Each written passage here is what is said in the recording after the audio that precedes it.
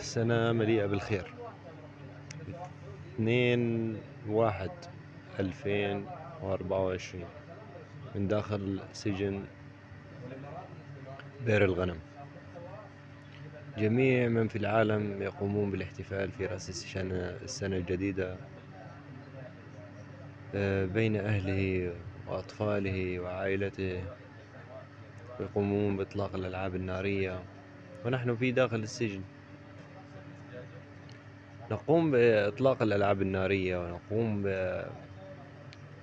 بإطلاق ما يسميه باللغة العامية العربية الفتيش، أو باللغة السورية الفتيش. إحنا نقوم أثناء الليل بتفجير القمل. انتظر أخي، يجيني الدماء، هذه دماء. يقوم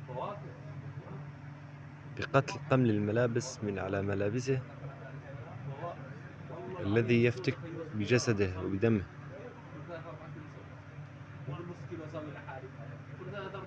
كنتم تستطيعون سماع صوت تفجير القمل.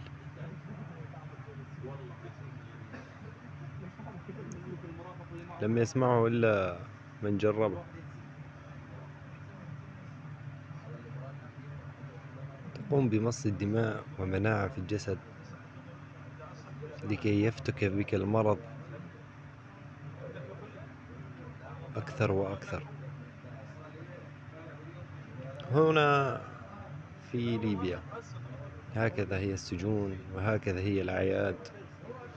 أنت محروم من أهلك وأطفالك ومن حيك ومن بلدك ومن عيش حياتك بحرية تحت الاختفاء قسرا والسجن، ويقومون بتجارة البشر إلى هذه الناس. أعداد خيالية من البشر،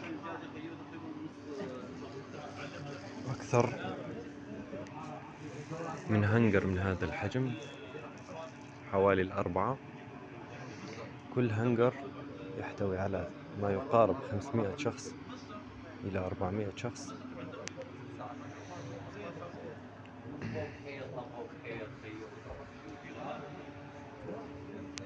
مليء بالقذارة،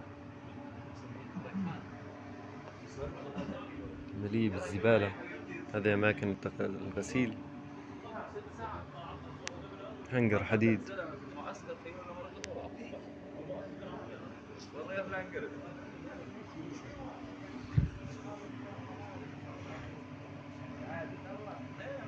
ناس بالمئات. يمكنك البحث عليه هذا السجن عن طريق جوجل. سجن بئر الغنم في ليبيا. هنا الإنسانية تعدم.